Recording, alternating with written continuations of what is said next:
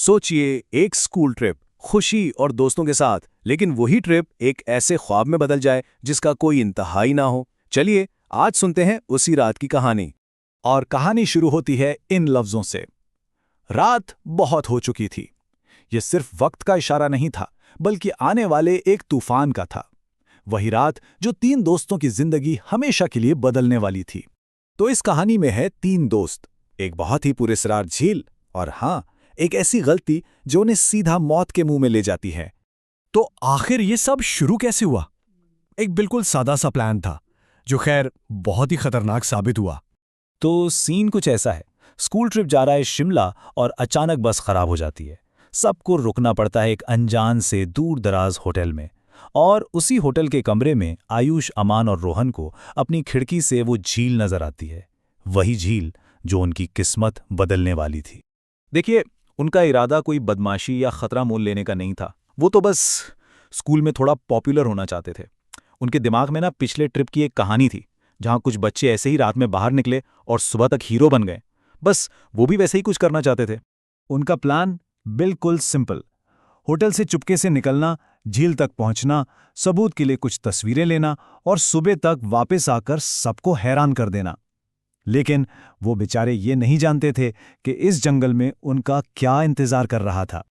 और बस पॉपुलैरिटी की इसी चाहत ने उन्हें होटल के आरामदाह कमरे से निकालकर इस अंधेरे जंगल की राह पर डाल दिया।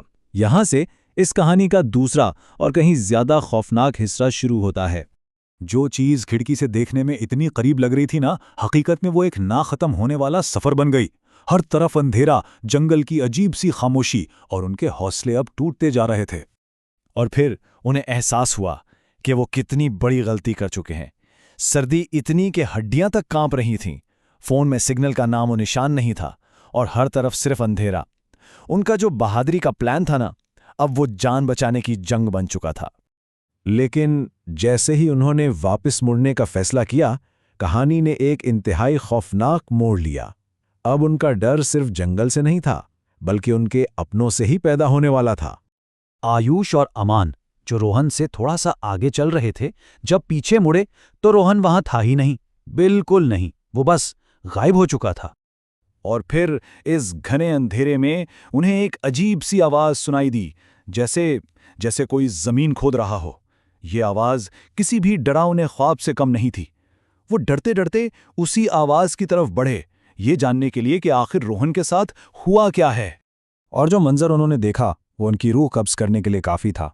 वहां रोहन था, जमीन में एक गड़ा खोद रहा था, और उसकी आंखें बिल्कुल मुकम्मल तौर पर काली थीं। ये वो रोहन नहीं था जिसे वो जानते थे। ऐसा लग रहा था कि उसकी आंखों में कोई शैतानी चीज समा चुकी है। जब रोहन अचानक बेहोश होकर गिर गया, उन्हें लगा शायद सब ठीक हो गया है।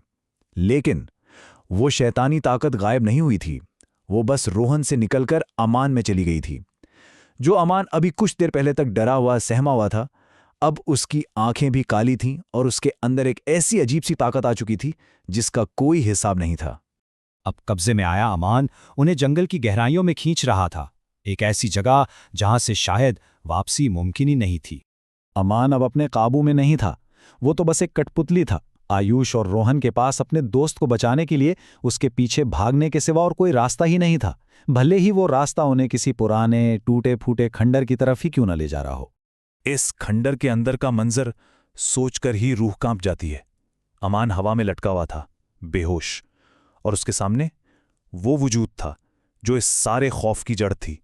एक बुढ़िया जिसका चेहरा इतना खौफनाक था कि बयान नहीं किया जा सकता। काली आंखें, लटकी हुई जिल्द और बिखरे हुए सफेद बाल। और जब उन्होंने वहां से भागने की कोशिश की तो दहशत और बढ़ गई। वो बढ़िया इंसानों की तरह नहीं, बल्कि जैसा कि कहानी में लिखा है, वो कीड़े की तरह रेंगती हुई सीढ़ियों से नीचे उतर रही थी। सोचिए जरा इस मंजर को। वो इस खंडर से तो भाग निकले, लेकिन किस्मत ने उन्हें वहीं लाकर पटक दिया जहां से ये सब शुरू हुआ था। किस्मत का ये कितना बुरा मजाक था। जिस झील को वो पॉपुलैरिटी हासिल करने के लिए ढूंढ रहे थे, अब वही झील उनकी कब्र बनने जा रही थी। इस रात का अंजाम बहुत ही दर्दनाक था। पानी के अंदर से किसी चीज ने उन्हें नीचे खींच लिया। आयुष किसी न किसी तरह बच निकला, लेकिन उसने अपनी आंखों के सामने अपने दोस्त रोहन को डूबते हुए देखा। इस सदमे से वो बेहोश हो गया, और जब उसकी आंख खुली तो वो अपने होटल के कमरे में था। सामने पुलिस थी और उसके 2 दोस्तों की लाशें। तो आखिर ये सब था क्या? वहाँ के लोग कहते हैं कि इस खौफ के पीछे एक बहुत पुरानी कहानी है, एक बेगुनाह बुढ़िया की जो जंगल में अपने घर में रहती थी। गांव वालों ने उसे मारकर उसकी लाश उसी झील में फेंक दी और अब उसकी इंतकाम लेने वाली रूह इस जंगल में भटकती है। और कहानी इस एक सवाल पर आके रुक जाती है, काश अगर उन्हें इस झील के इस खूनी राज के बारे में पता होता तो शायद आज वो जिंदा होते। पॉपुलैरिटी की एक छोटी सी ख्वाहिश की कीमत उन्हें अपनी जान देकर चुकानी पड़ी।